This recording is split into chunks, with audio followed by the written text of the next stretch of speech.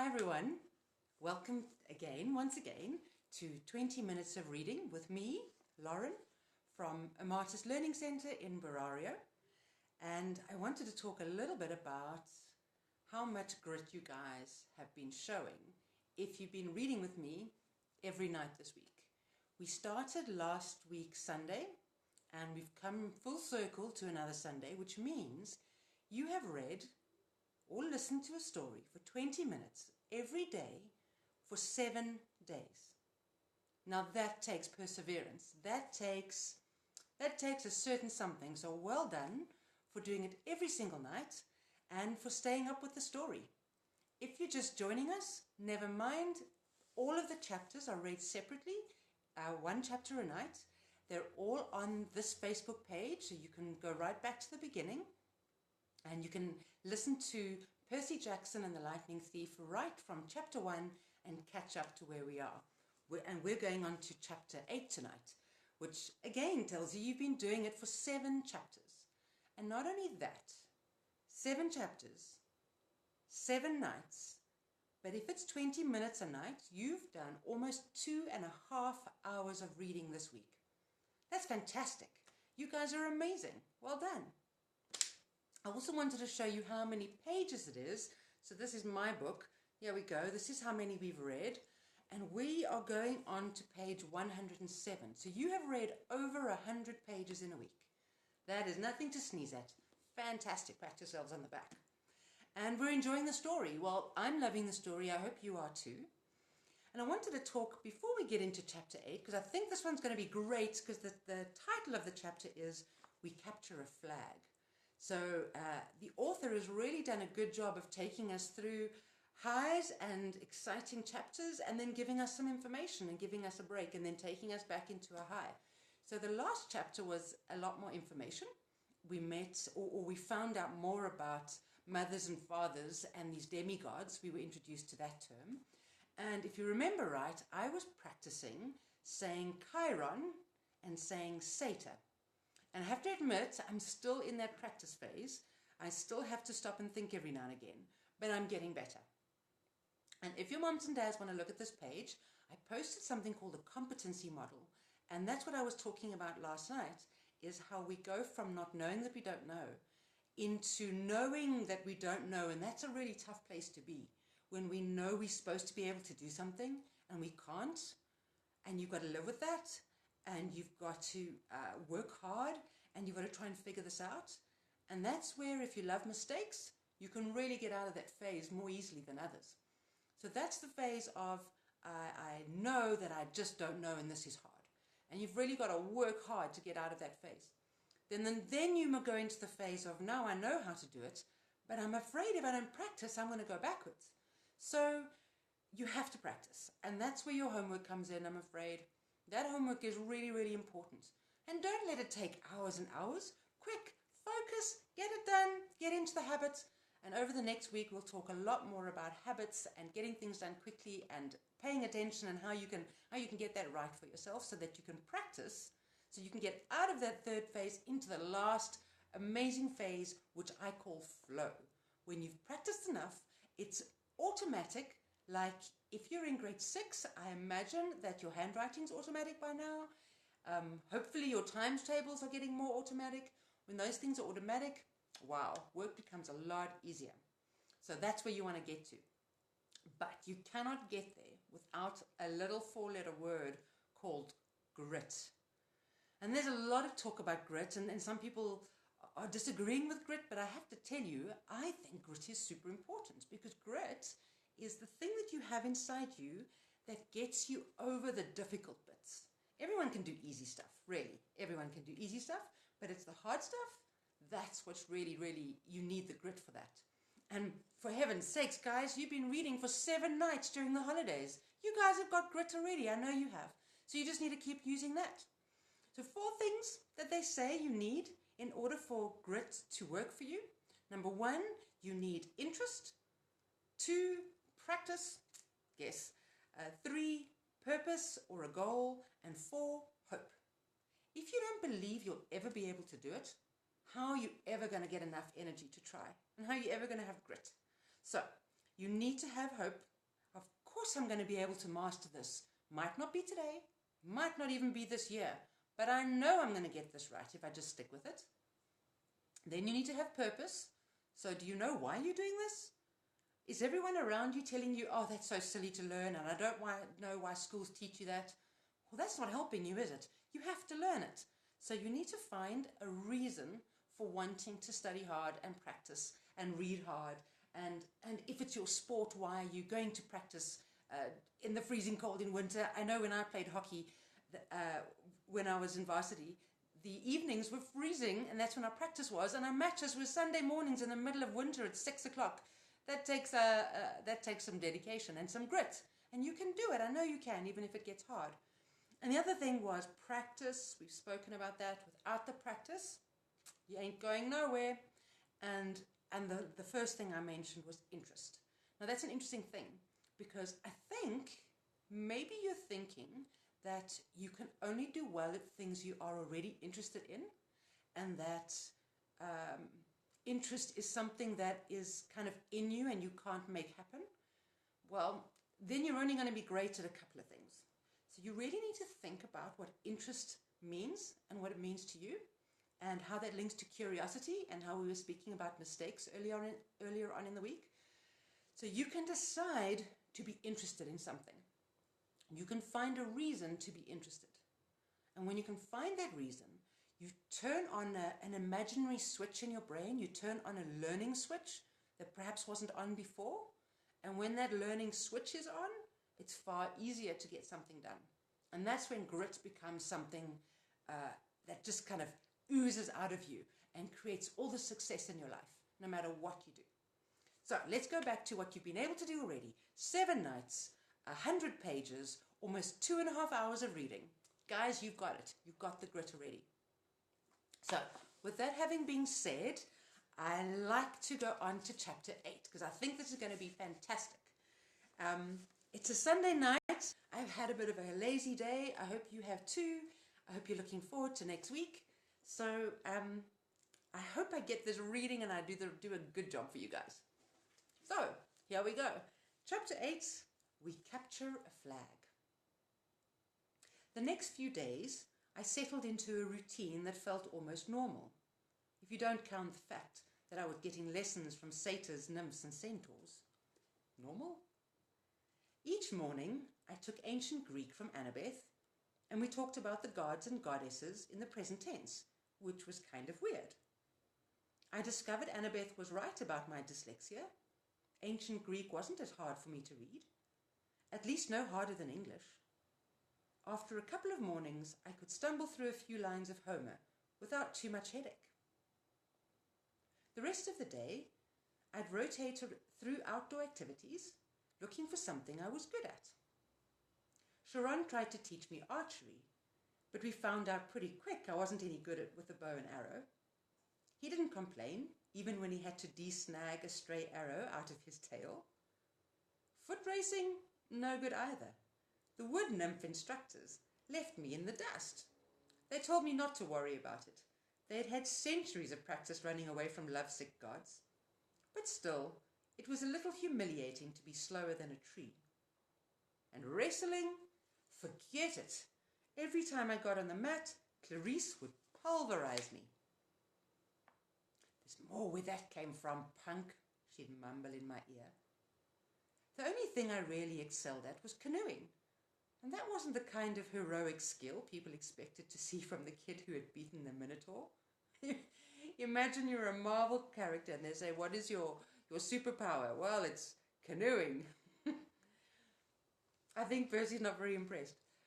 I knew the senior campers and counsellors were watching me, trying to decide who my dad was, but they weren't having an easy time of it. I wasn't as strong as the Aries kids, or as good at archery as the Apollo kids. I didn't have Hephaestus's skill, with metalwork, or, God forbid, Dionysus' way with vine plants. Luke told me I might be a child of Hermes, a kind of jack of all trades, master of none. But I got the feeling he was just trying to make me feel better. He didn't really know what to make of me either. Despite all that, I like camp. I got used to the morning fog over the beach, the smell of hot strawberry fields in the afternoon, even the weird noises of monsters in the woods at night. I would eat dinner with Cabin 11, scrape part of my meal into the fire and try to feel some connection to my real dad. Nothing came. Just that warm feeling I'd always had, like the memory of his smile. I tried not to think too much of my mum, but I kept wondering if gods and monsters were real, if all this magical stuff was possible. Surely there was some way to save her, to bring her back. I started to understand Luke's bitterness and how he seemed to resent his father, Hermes. So, okay, maybe gods had important things to do, but couldn't they call once in a while, or thunder, or something? Dionysus could make dyed coke appear out of thin air. Why couldn't my dad, whoever he was, make a phone appear? Thursday afternoon, 3 days after I'd arrived at Camp Half-Blood, I had my first sword fighting lesson. Everybody from Cabin 11 gathered in the big circular arena where Luke would be our instructor. We started with basic stabbing and slashing, using some straw-stuffed dummies in Greek armor. I guess I did okay. At least I understood what I was supposed to do and my reflexes were good. The problem was I couldn't find a blade that felt right in my hands. Either they were too heavy or too light or too long. Luke tried his best to fix me up, but he agreed that none of the practice blades seemed to work for me. We moved on to dueling in pairs. Luke announced he would be my partner, since this was my first time. Good luck, one of the campers told me. Luke's the best swordman in the last 300 years. Maybe he'll go easy on me, I said. The camper snorted. Luke showed me thrusting and parries. Parries? Parries. And shield blocks the hard way. With every swipe, I got a little more battered and bruised. Keep your guard up, Percy, he'd say, then whack me in the ribs with the flat of his blade. No, not that far up. Whap, lunge, whap, now back, whap. By the time he called a break, I was soaked in sweat. Everybody swarmed the drinks cooler. Luke poured ice water on his head, which looked like a good idea. I did the same. Instantly, I felt better. Strength surged back into my arms. The sword didn't feel so awkward. Okay, everybody circle up, Luke ordered. If Percy doesn't mind, I want to give you a little demo. Great, I thought. Let's all watch Percy get pounded. The Hermes guys gathered around. They were suppressing smiles. I figured they'd been in my shoes before and couldn't wait to see how Luke used me as a punching bag. He told everybody he was going to demonstrate a disarming technique, how to twist the enemy's blade with the flat of your own sword so that he had no choice but to drop his weapon. This is difficult, he stressed. I've had it used against me. No laughing at Percy now. Most swordsmen have to work years to master this technique. He demonstrated the move on me in slow motion. Sure enough, the sword clattered out of my hand. Now in real time, he said, after I'd retrieved my weapon. We keep sparring until one of us pulls it off. Ready, Percy? I nodded, and Luke came after me. Somehow, I kept him from getting a shot at the hilt of my sword. My senses opened up. I saw his attacks coming. I countered. I stepped forward and tried a thrust of my own. Luke deflected it easily, but I saw a change in his face. His eyes narrowed, and he started to press me with more force. The sword grew heavy in my hand. The balance wasn't right. I knew it was only a matter of seconds before Luke took me down, so I figured, what the heck? I tried the disarming maneuver. My blade hit the base of Luke's, and I twisted, putting my whole weight into a downward thrust. Clang! Luke's sword rattled against the stones. The tip of my blade was a couple of centimeters from his undefended chest. The other campers were silent. I lowered my sword. Sorry? For a moment, Luke was too stunned to speak. Sorry? His scarred face broke into a grin. By the gods, Percy, why are you sorry? Show me that again. I didn't want to. The short burst of manic energy had completely abandoned me, but Luke insisted. This time there was no contest. The moment our swords connected, Luke hit my hilt and sent my weapon skidding across the floor. After a long pause, somebody in the audience said, "Beginner's luck?" Luke wiped the sweat off his brow. He appraised me with an entirely new interest. "Maybe," he said, "but I wonder what Percy could do with a balanced sword." Friday afternoon, I was sitting with Grover at the lake, resting from a near-death experience on the climbing wall. Grover had scampered to the top like a mountain goat, but the lava had almost got me. My shirt had smoking holes in it. The hairs had been singed off my forearm. We sat on the pier watching the naiads do underwater basket weaving, until I got up the nerve to ask Grover how his conversation had gone with Mr. D. His face turned a sickly shade of yellow. "Fine," he said, "just great." "So your career's on track?" He glanced at me nervously. "Chiron told me you want a searcher's license?" "Well, no.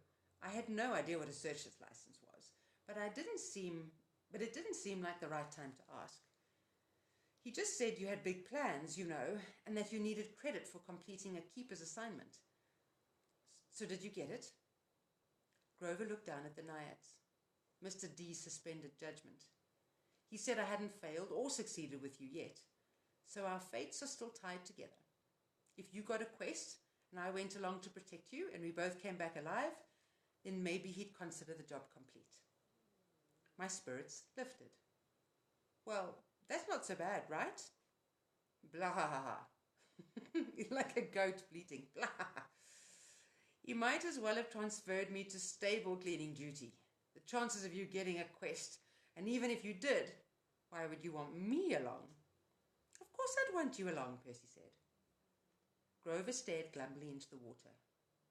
"Basket weaving. Must be nice to have a useful skill." I tried to reassure him that he had lots of talents, but that just made him look more miserable. We walked about canoeing. Sorry, we didn't walk. We talked about canoeing and swordplay for a while, then debated the pros and cons of the different gods. Finally, I asked him about the 4 empty cabins. "Number 8, the silver one, belongs to Artemis," he said. "She vowed to be a maiden forever, so of course no kids. The cabin is, honorary. If she didn't have one, she'd be mad." "Yeah, okay. But the other 3, the ones at the end? Are those the big 3? Grover tensed. We were getting close to a touchy subject. "No. One of them, number 2, is Hera's," he said. "That's another honorary thing. She's the goddess of marriage, so of course she wouldn't go around having affairs with mortals. That's her husband's job. When we say the big 3, we mean the 3 powerful brothers, the sons of Kronos. Zeus, Poseidon, Hades. Right, after the great battle with the Titans, they took over the world from their dad and drew lots to decide who got what. Zeus got the sky, I remembered, Poseidon the sea, and Hades the underworld. But Hades doesn't have a cabin here. No, he doesn't have a throne on Olympus either. He sort of does his own thing down in the underworld. If he did have a cabin here, Grover shrugged, well, it wouldn't be pleasant. Let's leave it at that. But Zeus and Poseidon, they both had like a bazillion kids in the myths. Why are their cabins empty? Grover shifted his hooves uncomfortably. About 60 years ago, after World War II, the big 3 agreed they wouldn't sire any more heroes. Their children were just too powerful. Hold on a second. I think my phone was about to die. Oh, sorry. There we go. We're back. They were affecting the course of human events too much, causing too much carnage. World War II, you know, that was basically a fight between the sons of Zeus and Poseidon on one side and the sons of Hades on the other. The winning side, Zeus and Poseidon, made Hades swear an oath with them. No more affairs with mortal women. They all swore on the river Styx. Thunder boomed. I said, "That's the most serious oath you can make." Grover nodded. "And the brothers kept their word, no kids?" Grover's face darkened. 17 years ago, Zeus fell off the wagon. There was this TV starlet with the big fluffy 80s hairdo. He just couldn't help himself. When their child was born, a little girl named Talia, well, the river Styx is serious about promises. Zeus himself got off easy because he's immortal, but he brought a terrible fate on his daughter. But that isn't fair. It wasn't the little girl's fault. Grover hesitated. Percy, children of the big three have power greater than any other half-blood. They have a strong aura, a scent that attracts monsters. When Hades found out about the girl, he wasn't too happy about Zeus breaking his oath. Hades let the worst monsters out of Tartarus to torment Talia. A satyr was assigned to be her keeper when she was 12, but there was nothing he could do. He tried to escort her here with a couple of other half-bloods she'd befriended. They almost made it. They got all the way to the top of that hill. He pointed across the valley to the pine tree where I'd fought the Minotaur. All three kindly ones were after them, along with the hordes of hellhounds. They were about to be overrun when Talia told her satyr to take the other two half-bloods to safety while she held off the monsters. She was wounded and tired, and she didn't want to live like a hunted animal. The satyr didn't want to leave her, but he couldn't change her mind, and he had to protect the others. So Talia made her final stand alone at the top of that hill. As she died, Zeus took pity on her. He turned her into that pine tree. Her spirit still helped protect the borders of the valley. That's why the hill is called Half-Blood Hill. I stared at the pine in the distance. The story made me feel hollow and guilty too. A girl my age had sacrificed herself to save her friends. She had faced a whole army of monsters. Next to that, my victory over the Minotaur didn't seem like much. I wondered if I'd acted differently. Could I have saved my mother? Grover, I said, have heroes really gone on quests to the underworld? Sometimes, he said. Orpheus, Hercules, Houdini. And have they ever returned somebody from the dead? No, never. Orpheus came close. Percy, you're not seriously thinking. No, I lied. I was just wondering. So, a satyr is always assigned to guard a demigod? Grover studied me warily. I hadn't persuaded him that I'd really dropped the underworld idea. Not always. We go undercover to a lot of schools. We try to sniff out the half-bloods who have the makings of great heroes. If we find one with a very strong aura, like the child of the big tree, we alert Chiron. He tries to keep an eye on them, since they cause really huge problems. And you found me. Chiron said you thought I might be something special. Grover looked as if I'd just led him into a trap. I didn't. Oh, listen, don't think like that. If you were, you'd never ever be allowed a quest, and I'd never get my license. You're probably a child of Hermes, or maybe even one of the minor gods like Nemesis, the god of revenge. Don't worry, okay? I got the idea he was reassuring himself more than me. That night, after dinner, there was a lot more excitement than usual. At last it was time for Capture the Flag. When the plates were cleared away, the conch horn sounded, and we all stood at our tables, Campers yelled and cheered as Annabeth and two of her siblings ran into the pavilion carrying a silk banner. It was about 3 meters long, glistening grey, with a painting of a barn owl above an olive tree. From the opposite side of the pavilion, Clarice and her buddies ran in with another banner, of identical size, but gaudy red, painted with a bloody spear and a boar's head. I turned to Luke and yelled over the noise. "Those are the flags?" "Yeah."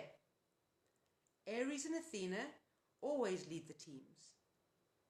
"Not always," he said, "but often." "So, if another cabin catches one, what do? Repaint the flag?" He grinned. "You'll see. First we have to get one." "Whose side are we on?" He gave me a sly look, as if he knew something I didn't. The scar on his face made him look almost evil in the torchlight. "We've made a temporary alliance with Athena. Tonight we get the flag from Ares, and you are going to help." The teams were announced. Athena had made an alliance with Apollo and Hermes, the two biggest cabins. Apparently, privileges had been traded. Shower times, chore schedules, the best slots for activities, in order to win support. Ares had allied themselves with everybody else: Dionysus, Demeter, Aphrodite, and, Hephaestus. From what I'd seen, Dionysus' kids were actually good athletes, but there were only 2 of them. Demeter's kids had the edge with nature skills and outdoor stuff, but they weren't very aggressive. Aphrodite's sons and daughters I wasn't too worried about. They mostly sat out every activity and checked their reflection in the lake and did their hair and gossiped. Hephaestus' kids weren't pretty, and there were only 4 of them, but they were big and burly from working in the metal shop all day. They might be a problem. That, of course, left Ares' cabin. A dozen of the biggest, ugliest, meanest kids on Long Island, or anywhere else on the planet. Chiron hammered his hoof on the marble. "Heroes," he announced, "you know the rules. The creek is the boundary line. The entire forest is fair game. All magic items are allowed. The banner must be prominently displayed and have no more than 2 guards. Prisoners may be disarmed, but may not be bound or gagged. No killing or maiming allowed." Oh, thank goodness. "I will serve as referee and battlefield medic. Arm yourselves." He spread his hands, and the tables were suddenly covered with equipment. Helmets, bronze swords, spears, oxhide shields coated in metal. "Whoa," I said. "We're really supposed to use these?" Luke looked at me as if I was crazy. "Unless you want to get skewered by your friends in cabin 5. Here, Chiron thought these would fit. You'll be on border patrol." My shield was the size of an NBA backboard. I wonder how big that is. With a big caduceus in the middle. It weighed about 1 million pounds. I could have snowboarded on it fine, but I hope nobody seriously expected me to run fast. My helmet, like all the helmets on Athena's side, had a blue horseshoe plume on top. Plume is a big feather. Ares and their allies had red plumes. Annabeth yelled, "Blue team, forward!" We cheered and shook our swords and followed her down the path to the south woods. The red team yelled taunts at us as they headed off towards the north. I managed to catch up with Annabeth without tripping over my equipment. A taunt is when you sort of jeer at a team. You go, "Oh, we're going to beat you. You're useless." That's a taunt. Kind of get you angry and riled up and maybe get into your head to see if you get rattled and then you could be beaten. "Hey," she kept marching. "So what's the plan?" I asked. "Got any magic items you can loan me?" Her hand drifted towards her pocket as if she were afraid I'd stolen something. "Just watch Clarice's spear," she said. "You don't want that thing touching you. Otherwise, don't worry. We'll take care of the banner from Ares. Has Luke given you your job?" "Border patrol, whatever that means." "It's easy. Stand by the creek, keep the Reds away, leave the rest to me. Athena always has a plan." She pushed ahead, leaving me in the dust. "Okay," I mumbled. "Glad you wanted me on your team." It was a warm, sticky night. The woods were dark, with fireflies popping in and out of view. Annabeth stationed me next to the little creek that gurgled over some rocks. Then she and the rest of the team scattered into the trees. Standing there alone, with my big blue feathered helmet and my huge shield, I felt like an idiot. The bronze sword, like all the swords I'd tried so far, seemed balanced wrong. The leather grip pulled on my hand like a bowling ball. There was no way anybody would actually attack me, would they? I mean, Olympus had to have liability issues, right? Far away, the conch horn blew. I heard whoops and yells in the woods, the clanking of metal, kids fighting. A blue-plumed ally from Apollo raced past me like a deer, leaped through the creek and disappeared into enemy territory. Great, I thought. I miss all the fun as usual. Then I heard a sound that sent a chill up my spine, a low canine growl somewhere close by. I raised my shield instinctively. I had the feeling something was stalking me. Then the growling stopped. I felt the presence retreating. On the other side of the creek, the underbrush exploded. 5 Ares warriors came yelling and screaming out of the dark. "Cream the punk!" Clarice screamed. Her ugly pig eyes glared through the slits of her helmet. She brandished a 2-meter spear, its barbed metal tip flickering with red light. Her siblings had only the standard issue bronze swords. Not that made me feel any better. They charged across the stream. There was no help in sight. I could run, or I could defend myself against half the Ares cabin. I managed to sidestep the first kid's swing, but these guys were not as stupid as minotaurs. They surrounded me, and Clarice thrust at me with her spear. My shield deflected the point, but I felt a painful tingling all over my body. My hair stood on end. My shield arm went numb, and the air burned. Electricity. Her stupid spear was electric. I fell back. Another Ares guy slammed me in the chest with the butt of his sword, and I hit the dirt. They could have kicked me into jelly, but they were too busy laughing. "Give him a haircut," Clarice said. "Grab his hair." I managed to get to my feet. I raised my sword, but Clarice slammed it aside with her spear as sparks flew. Now both my arms felt numb. "Oh, wow," Clarice said. "I'm scared of this guy, really scared." "The flag is that way," I told her. I wanted to sound angry, but I was afraid it didn't come out that way. "Yeah," one of her siblings said. "But see, we don't care about the flag. We care about a guy who made our cabin look stupid." "You do that without my help," I told them. Probably wasn't the smartest thing to say. 2 of them came at me. I backed up towards the creek, tried to raise my shield, but Clarice was too fast. Her spear stuck me straight in the ribs. If I hadn't been wearing any armored breastplate, I would have been shish kebabbed. As it was, the electric point just about shocked my teeth out of my mouth. One of her cabin mates slashed his sword across my arm, leaving a good-sized cut. Seeing my own blood made me dizzy, warm and cold at the same time. "No maiming," I managed to say. "Oops," the guy said. "Guess I lost my dessert privilege." He pushed me into the creek and I landed with a splash. They all laughed. I figured as soon as they were through being amused, I would die. But then something happened. The water seemed to wake up my senses, as if I'd just had a bag of my mom's double espresso jelly beans. Are you thinking what I'm thinking? Every time water touches Percy, something different happens to him? So now we're predicting. Well, I think we're predicting. I wonder if we'll get it right. Clarice and her cabin mates came into the creek to get me, but I stood to meet them. I knew what to do.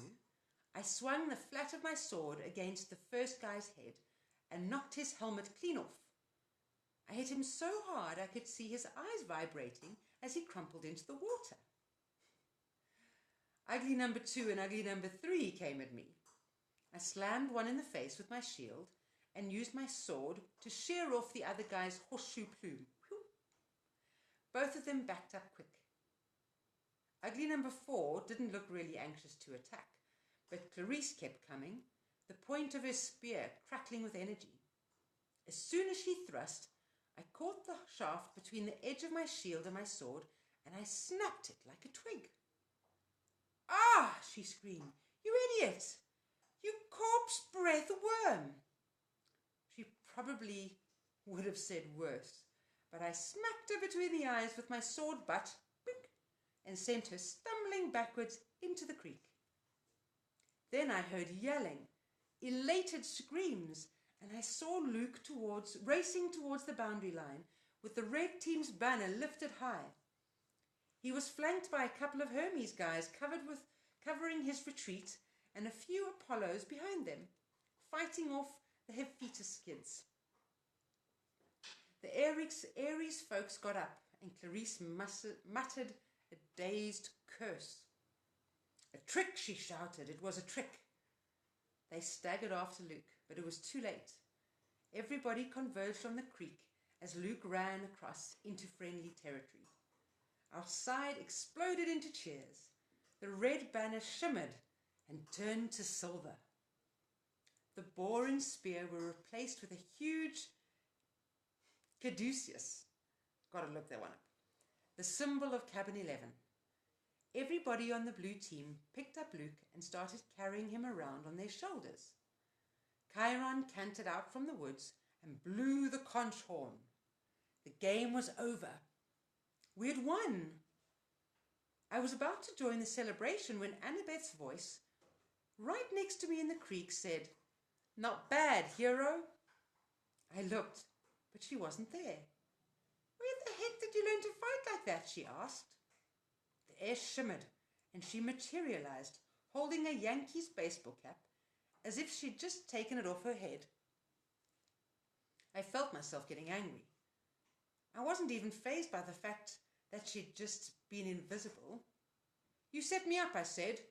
"You put me here because you knew Clarice would come after me, while you sent Luke around the flank. You had it all figured out." Annabeth shrugged. "I told you, Athena always has a plan. A plan to get me pulverized. I came as fast as I could. I was about to jump in, but," she shrugged, "you didn't need help." Then she noticed my wounded arm. "How did you get that?" "Sword cut," I said. "What do you think?" "No, it was a sword cut. Look at it." The blood was gone. Where the huge cut had been, there was a long white scratch. And even that was fading. As I watched, it turned into a small scar and disappeared. I don't get it," I said. Annabeth was thinking hard.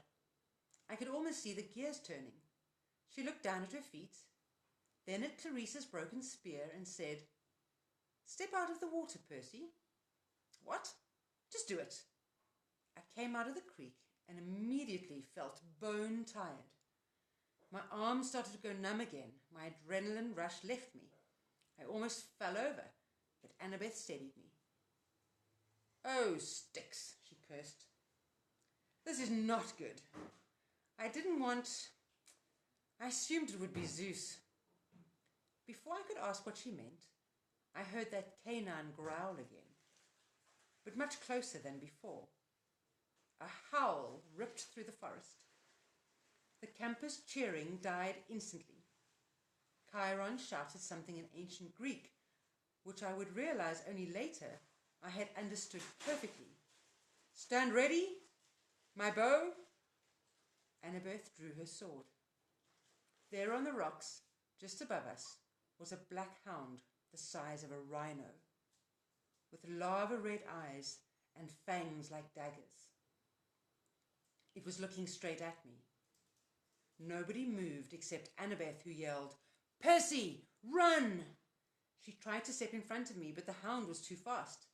It leaped over her, an enormous shadow with teeth, and just as it hit me, as I stumbled backwards and felt its razor-sharp claws ripping through my armor, there was a cascade of thwacking sounds, like 40 pieces of paper being ripped one after the other.